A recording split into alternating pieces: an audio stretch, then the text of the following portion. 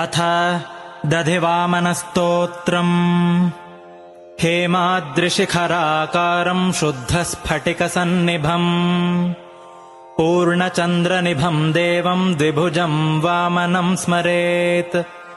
पद्मासनस्थम् देवेशम् चन्द्रमण्डलमध्यगम् ज्वलत्कालानलप्रख्यम् तटित्कोटिसमप्रभम् सूर्यकोटिप्रतीकाशम् चन्द्रकोटिसुशीतलम् चन्द्रमण्डलमध्यस्थम् विष्णुमव्ययमच्युतम् श्रीवत्सकौस्तुभोरस्कम् दिव्यरत्नविभूषितम् पीताम्बरमुदाराङ्गम् वनमालाविभूषितम् सुन्दरम् पुण्डरीकाक्षम् किरीटेन विराजितम् षोडशस्त्रीपरिवृतम् अप्सरो गणसेवितम् ऋग्यजुस्सामाथर्वाद्यैर्गीयमानम् जनार्दनम् चतुर्मुखाद्यैर्देवेशैस्तोत्राराधनतत्परैः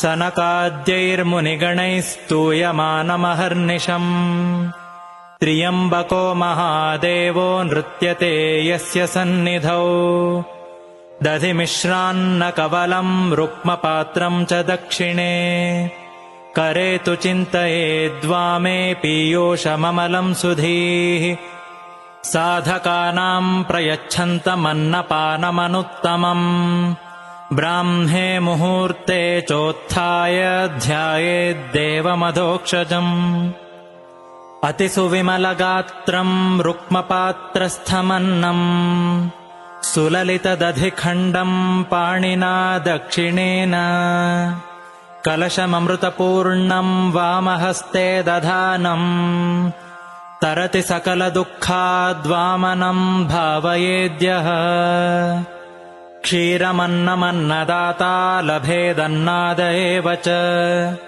पुरस्तादन्नमाप्नोति पुनरावर्तिवर्जितम् आयुरारोग्यमैश्वर्यम् लभते चान्नसम्पदः इदम् स्तोत्रम् पठेद्यस्तु प्रातः काले द्विजोत्तमः अक्लेशादन्नसिद्ध्यर्थम् ज्ञानसिद्ध्यर्थमेव च अभ्रश्यामः शुभ्रयज्ञोपवीति सत्कौपीनः पीतकृष्णाजिनः श्रीः छत्रीदण्डी पुण्डरीकायताक्षः पायाद्देवो वामनो ब्रह्मचारी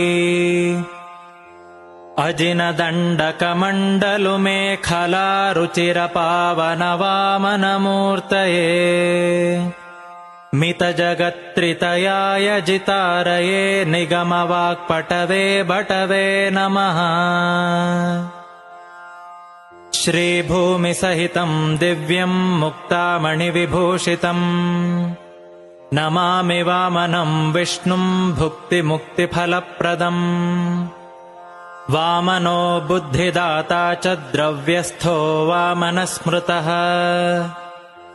वामनस्तारको भाभ्याम् वामनाय नमो नमः इति श्रीदधिवामनस्तोत्रम्।